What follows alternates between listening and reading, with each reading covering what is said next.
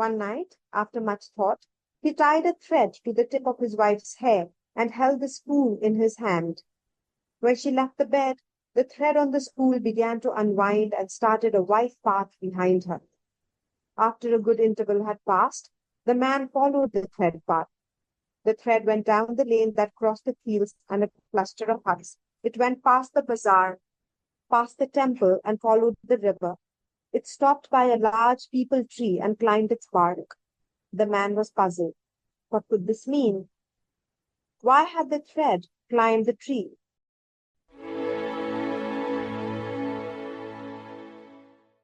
Hello and welcome to the South Asia Review of Books podcast from Himal Southasian, where we speak to celebrated authors and emerging literary voices from across South Asia.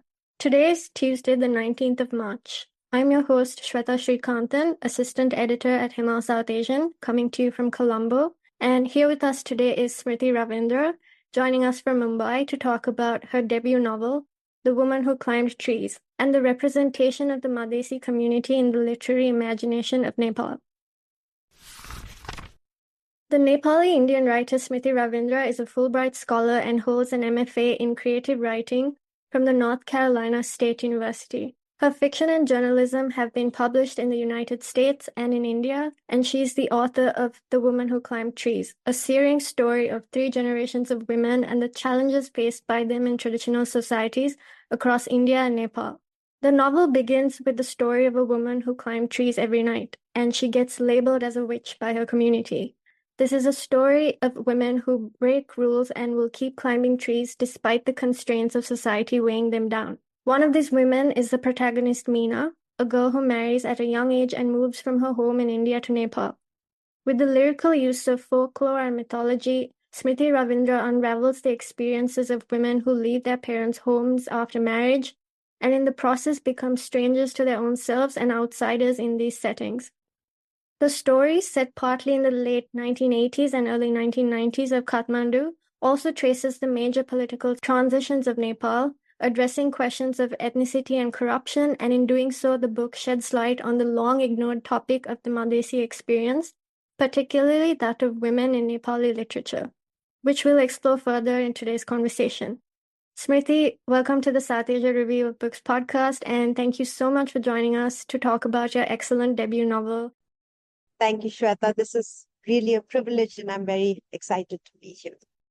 So to start us off, you've mentioned that The Woman Who Climbed Trees began as a journal, and there's glimpses of stories from the novel in your column for the Kathmandu Post, for example. And one of my personal favorites, which I read recently, is the 2019 essay you wrote on your mother's search for Bollywood cinema upon moving to Kathmandu after marriage, and how it represents a connection to the language and culture she had left behind. And it also served as an escape for her from her life as a mother and wife, and this mirrors the book's protagonist Meena's fixation on Bollywood in the kind of similar situation. So could you tell us a bit about how your personal experiences shaped this novel and what drew you to writing this story in particular? So my personal experiences, a lot of it did shape the book. Like I said, it started off not so much as me wanting to write a novel, but me wanting to kind of hold on to my family and my mother's memories and stuff like that. So it started as a journal. I started it immediately after my mother passed. And I think it was my own way of holding on to a conversation with her. And I was afraid that I would lose her memory and I'd lose her entirely. So I think that fear drove me to trying to talk to her through a journal. And yeah, that's how it began. And a lot of my Kathmandu Post articles during that time, immediately after my mom's death and for a few years after that, were all about her. That was the only thing I could write about. I tried as I might. That's what I wrote about. I wrote about her presence in my life, her absence in my life, and how she had shaped my life. And so at one point I realized that I had written enough for it to be a novel. And so then I was like, maybe I should just write a novel. So it is very personal. That being said, it's also large chunks of it are intensely imagined. The first section of the book, for example, is entirely from Mina's point of view, and there is no way on earth could I have access to that information. Even if I were writing about a real human being, even if I were writing about my mother, for instance, that's the section that happens to a person who's much younger. So it would be beyond access to me. So there are huge chunks of the book that are imagined. It's also, the book is from multiple perspectives. So I've had to imagine all of those perspectives. So I feel that my personal desires and my personal experience with my mother has shaped my novel very strongly. But my personal experience with my nation has also shaped the book very strongly. And they say that the first book is always slightly autobiographical, and I am beginning to realize that maybe there is a huge truth to that. So that's what it is. Thank you for that, Smriti. So you speak about nations, and that brings me to my next question. In Nepal, the issue of citizenship continues to be one of enormous political concern, and it's very much tied to debates on nationalism, patriarchy, and also the ethnocentric bias against Nepalis living in the southern region of Madhesh. So being Madhesi, especially for women, there were huge barriers to obtaining citizenship in the 1960s through to the 1990s, the years that the woman who climbed trees follows. So early in the novel, there's a beautiful scene where the barber's wife is applying wedding mehendi on Mina's palms, and she tells Mina that for men, the mother and the motherland are the hearts and livers of the body, they cannot be removed, whereas for women, she says they are impermanent dreams. So the many generations of women in the novel are often recognized only as wives and not as immigrants, and they're never allowed to set root in any place. Could you tell us more about why and how you chose to highlight this aspect in the novel? So I feel that immigration and the sense of being an immigrant is a central experience for many women. It doesn't even matter if you migrated from one nation to another, even if you have migrated from one home to another within your own neighborhood, you become an instant immigrant and you enter somebody else's house. And I think, therefore, women experience constant homelessness and or being an immigrant because you go into somebody else's nation, either literally somebody else's nation or figuratively somebody else's nation. When you shift from your own family, somebody else's family, into somebody else's rules and regulations, into somebody else's customs and traditions, with the expectation that you might bring with you traces of your own cultures and traces of your own fashion and traces of your own music, but you have to assimilate to the new one. And I think that's what immigration is all about. And no immigrant is ever allowed to go into the host country and say, I'm going to replace the whole host country's traditions and cultures with mine. Like that's when the entire universe saying, go back to your country and all of that starts happening. And when a woman tries that in her marital home, that happens to women too, where she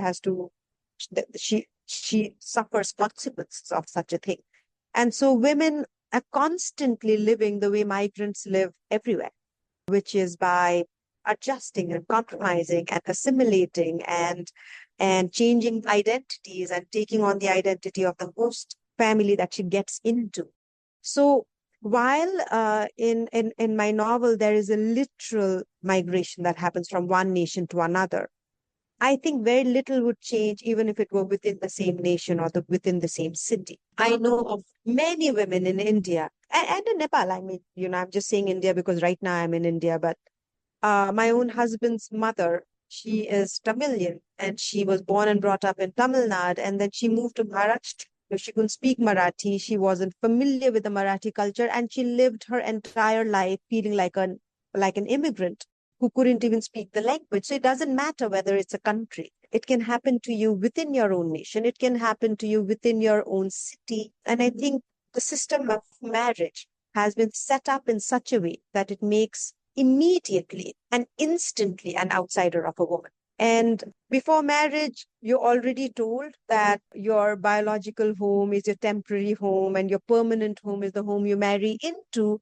So you even grow up thinking of your biological home slightly as not really yours fully.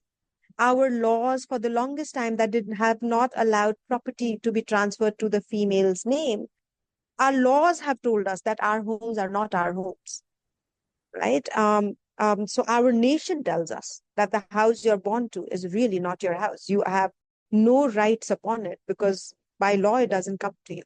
Even now, if there's a son and a daughter, and the head of the family, who's a male, happens to suddenly die, the property goes to the son. And so homelessness is, I think, very much in a part of the day-to-day living of a female's life. It is made so by culture, it is made so by law, it is made so by governments, it is made so by the internalized patriarchy that the woman herself lives through. And and I think that's because just about everything that we live through right now is so driven by masculine patriarchal benefits. And it makes an outsider of a woman overnight through this very wonderful system called marriage and family. So I think that's essentially what I was trying to explore. Thank you, Smriti. I think you've perfectly captured the kind of universal experience, right, of how women are made to feel like outsiders, despite the cultural and social similarities that there exists between countries across South Asia. So thank you for that. So my next question is that traditional folklore songs and mythology have always been an important part of storytelling across South Asia. In The Woman Who Climbed Trees, for example, we have Kathmandu and Janakpur being ancient cities that encompass myths connected to almost every historical element. These stories transcend borders and multiple generations. Could you tell us how this form of storytelling shapes the novel's narrative, particularly in exploring the role of women in traditional societies? So, first of all, I feel the Maithili women whom I'm writing about, culture of Mithila is it is often expressed through songs and through storytelling. So, if you go to a Mithila marriage, from morning to noon to evening to night, there'll be a song that's playing, and the songs are always played by women. There'll be a whole bunch of old, corny women who will come out of their homes in the wee hours of the day, sit in the courtyard with a thola clenched between their thighs and start lustily beating upon it. And all the women will start singing the most hideous, off-key, tuneless, wonderful songs that you can imagine. Growing up, I used to be horribly embarrassed of this because my mother would also participate in this, and my grandmother would, and my entire female community would sit and start singing hideously. My family is not a very musical family. So they would all begin to start singing most hideously, the most hideous of songs. And I would be embarrassed beyond imagination, and I would always run away from them. But as I grew up, I think the one thing about marriage is that I started really enjoying because it was so wonderful. Sometimes the entire neighborhood would come together. If my uncle's son was getting married, and some 100 women must have come and sat in the corridor and really created a ruck. The crows were beginning to sound sweeter than them, and it was marvelous to watch. And they were just so happy, and they were singing. The lyrics are always bawdy and lecherous and irreverent, and as I grew up, I began to also see these as spaces of resistance and spaces of joy. And they were all 80 years old and 60 years old and 40 years old, and they were all sitting together and they were saying things about culture and about marriage and about men that they would not otherwise be allowed to say in their day-to-day living. It remains one of my favorite aspects of marriages in South Asia and of Madhesi. When I was writing the book, I felt that if I was going to write about Madhesi women, I had to write about Madhesi songs because that's where the Madhesi women are really having a good time. So that's where a lot of the songs come from. That's also where a lot of the folk stories come from. And if you write about Kathmandu, Kathmandu is just magic. Every street has a temple, and every temple has a bizarre story behind it. And if you are a person who doesn't, need facts and who doesn't need historical accountability, then the whole city feels like a little space of magic, because they will tell you that, Pashupati was born because a cow went there and gave her milk at a spot, and then they dug the thing, and then Pashupati was born. And that's so much better than saying a king came and brought some bricks and laborers and slaves and forced them into building a temple. And so these kind of stories are everywhere. Everything has a story behind it. So if you're writing about Kathmandu, then you have to write about its magical, mythical history, which is what I tried to do. So since I was writing about Kathmandu, I was writing about Madhesi women. I think songs have just became part of it. I didn't have to think much about it. It just became. That was very interesting, and I love how you captured all this in the novel as well. Before we welcome you to read an excerpt from the book, I'd like to take a moment to invite our listeners to check out our website, himalmag.com, for in-depth, long-form, independent coverage, including some of the most wide-ranging book reviews from around the region that rely on the support of our listeners. Southasia Review of Books is a podcast and a monthly newsletter that threads together our latest reviews and literary interviews. You'll find a special reading list curated by Smriti Ravindra in this month's edition, so do sign up for Himal's newsletters to keep up with our latest stories, podcasts, special events, and more. Now, Smriti, over to you to read an excerpt from The Woman Who Climbed Trees. So I'm going to just read from the prologue, just because the prologue is short and succinct and can be read in one sitting. A man had 2 children, and one day his wife died. So the man went looking for another wife, but no woman would be burdened by the children, and the man remained unmarried for some years. Then one day, the man went to a neighboring village for some work and heard of a family that had a girl of a marriageable age.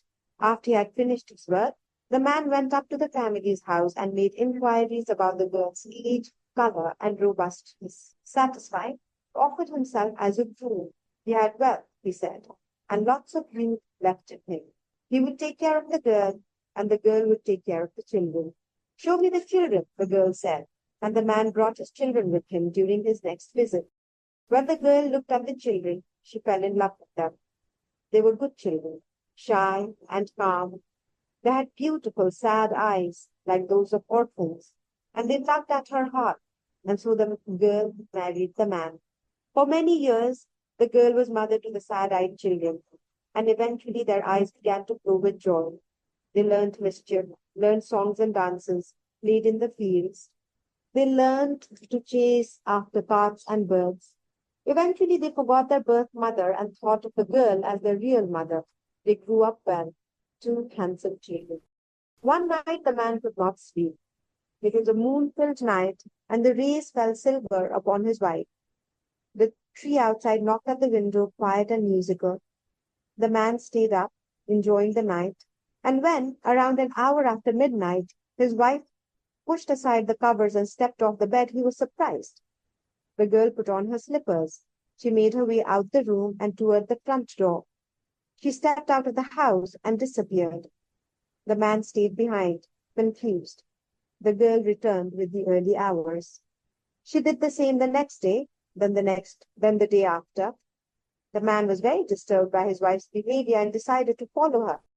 One night, after much thought, he tied a thread to the tip of his wife's hair and held the spool in his hand. When she left the bed, the thread on the spool began to unwind and started a white path behind her. After a good interval had passed, the man followed the thread path.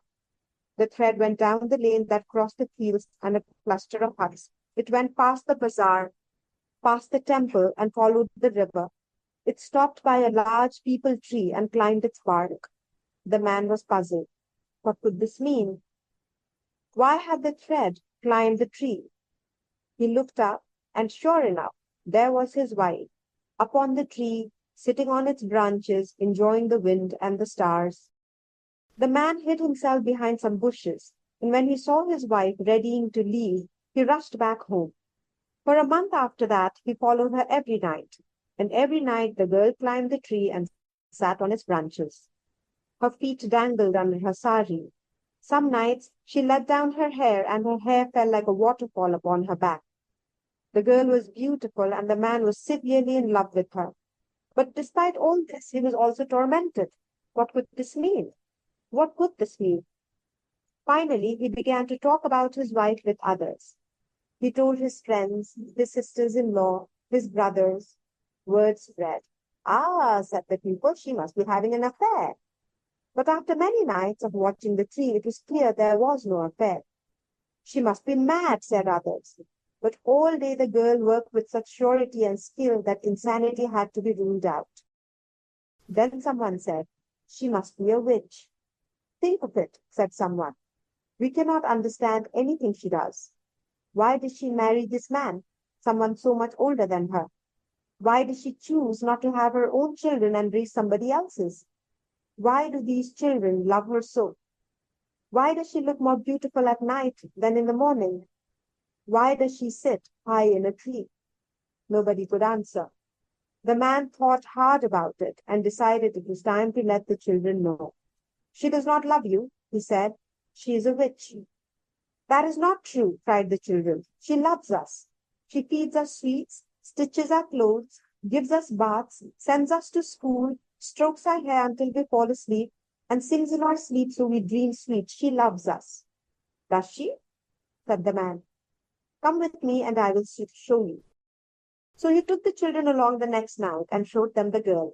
She was upon the branches, light as a bird, her hair blowing in the wind, her skin without wrinkles. Now, said the man, is that a woman or is that a witch? The children stared. They had never seen their mother so lovely, so without worry, so far away, as though she cared nothing for them or for anything they knew. She is a witch, they said, and returned home with their father. The next night, the man, the children, the friends, the sisters-in-law, the brothers, the elders of the village surprised the wife by springing out of the bushes. When the wife fell off the branch, they gave her a good beating. The wife stared at her husband and said nothing. But when she saw her children, she began to weep. Save me! Save me! She cried. But the children, who had never seen their mother look so beautiful, could not step forward. They looked away and stared into the distance in fear. They pushed their fingers into their ears so they would not hear her scream. Then the villagers carried her to the river. The children stared into the distance. They kept their fingers in their ears and did not hear their mother crashing under the water, nor did they hear the silence when it came. The end. Thank you, Smriti, for that reading. That scene actually leads me to my next question on how the novel follows three generations of women. Meena, the protagonist, her mother Kaveri, her daughter Preeti, among other women in the extended family and the village. And through these characters, you bring us stories of belonging, marriage, grief, desire, queerness, and so much more. For example, South Asian popular fiction, television, and films always portray tensions between mothers-in-law and daughters-in-law. They're usually pitted against each other and shown as hostile or evil. But in the novel, there's layers of complexity added to these same characters, where we see the circumstances that forces these women into these tropes. And as the book's title lets on, this is a story about women who keep climbing trees despite the constraints of society that are weighing them down. So could you tell us more about the significance of the title story and also how you've subverted the usual tropes of women characters found in popular South Asian literature? Well, there are both the prologue and the epilogue are titled The Women Who Climb Trees. In the prologue, the woman who climbed trees is, as I just read, beaten to death because she's considered a witch. Whereas in the epilogue, the tree becomes a fantasy of escape and also a fantasy of a world that is matriarchal more than patriarchal. I think really like how you put it, that it's not so much that mothers-in-laws and mother-in-laws and daughter-in-laws are enemies, is that they are pitted against each other. It's that women are constantly fighting for resources that are denied to them. It's only now, and even now, the fraction is not that large, but it's only now that women have to some extent, become self-sufficient in monetarily. But until now, they fought for all kinds of resources. They've fought for money, they've fought for luxuries, they fought for necessities. In many South Asian households, women are expected to eat after everybody else has eaten. So you fight for food. You fight for time of your husband because he really does not only belong to you, he belongs to everybody else, and in fact belongs to you least and most shamefully. And I think in Sabari Devi's story, I explore how, there are many traditions in which husbands and wives aren't supposed to be openly romantic. So their romance is then kind of secluded into a bedroom or in the dark or is clandestine. And so you're fighting for visibility, you're fighting for everything, and nobody can be generous when they're fighting all the time. In my novel, there are all kinds of women. There are mothers-in-law who are terrible, and there are mothers who are terrible, and it's a constant fight for resources. Even in real life, ultimately, it's only a woman who will sometimes understand what you're going through because they get your struggle, right? So in the book too, there are women who get each other. But also at the end of the day, it is sisterhood that comes to the rescue. A woman will get you. A woman will understand your desires and will get where your anger is coming from and where your frustration is coming from and will be able to talk to you about it. And I think that's what the epilogue is about. Yeah, there are too many women in the book. I don't have to talk about them all. Not at all. Thank you for that. Just to add to my earlier question, one of the striking elements of the book is the portrayal of imperfect women. They are flawed but deeply human. For example, in showing the realities of women's mental health in South Asian societies that often prioritize men's needs, especially in traditional systems of marriage. She was not mad, though she longed for madness, reads one of the lines describing Meena, to show that what's labeled as madness is just her way of surviving in a patriarchal society. So could you tell us more about this aspect of the novel? I've read often enough in various articles and news and research papers that South Asia has the largest number of mad women, apparently. We have the largest number of women who are depressed. We have women who suffer from mental health issues. And this, I'm assuming, just comes from the little tip of the iceberg that actually goes and talks to a doctor about this, because our women don't go to doctors. We sit at home and we believe in home cure, especially for the woman. Home cure is the remedy for everything. And we believe in this is how women are and bucking it up and pulling it through. And just about every woman I have ever spoken to will tell me about one mad person in their family. I have yet to meet a woman who hasn't a mad person in their family. They might not recognize it as madness. They might recognize it as she is very annoying, or she's impossible to talk to, or she has OCD, or she's depressed, or she never goes out, or she's angry all the time. These are all mental health issues. And just nobody talking to you and nobody recognizing you, nobody recognizing your displacement. So much of your voice is lost when you go from one space to another. There's a friend I have who always tells her, who told her daughter, and I thought it was one of the most beautiful things she said. She said to her daughter that you must have friends now because friends are your sakshidhar. So I asked her, what does that mean? I'm not very familiar with what that means. And she said, so they are people who know your story because they have seen you. They are your seers. They see you. And she said, because oftentimes when women go to another house, get married and go to another house, that house has many sakshidhar of the husband because the father lives there, the mother lives there, the sisters, the extended, whatever, the community belongs to the husband. So when the community comes together, they will all talk, but oh, remember when, XYZ was little, this happened and that happened and this happened and that happened. And oftentimes the woman has no sakshidhar who can say, also when she was 10 and 11, this happened to her. And in the process of nobody telling you your story and you yourself being so much of a minority and often so shy about your own status in the house that you never tell your story, you forget your story. There is no witness to your story anymore You yourself are not a witness to your story. So it dissolves. It just vanishes nowhere.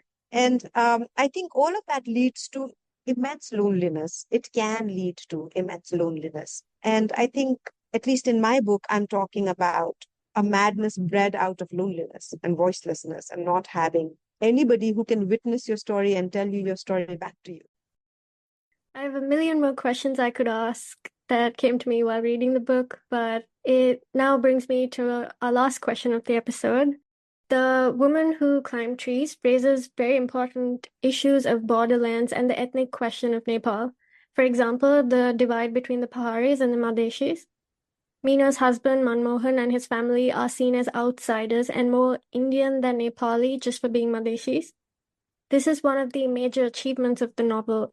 It sheds light on the long-ignored topic of the Madhesi experience, particularly that of women.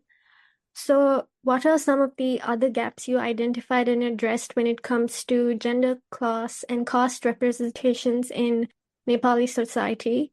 And what are some books you would recommend that capture these aspects? Recently, I read The Wayward Daughter by Shwetha Srikanthan, and I thought it was just absolutely wonderful.